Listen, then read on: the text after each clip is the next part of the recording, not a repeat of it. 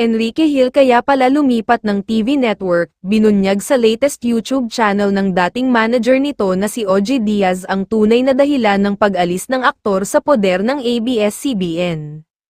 Nasa new era na raw ng kanyang career ang aktor na si Enrique Hill. Ayon pa dito, handa na din daw ang aktor na makipagtambal sa ibang aktres katulad ni Nadine Lustre. Maaalala kasing sinabi nito noon sa ABS-CBN na hindi ito gagawa ng proyekto kung hindi si Liza Soberano ang muling makakapareha. Samantala, opisyal nang lumagda ang longtime kapamilya talent ng multi-film agreement sa MQuest Ventures, na nasa ilalim ng TV5, katuwang ang kanyang production company na Slingshot Studios at business partner na si Ranvel Rufino. Ayon kay MQuest Ventures CEO Jane Jimenez Basas, isa itong patunay ng kanilang commitment na maghatid ng dekalidad na entertainment sa mga Pilipino.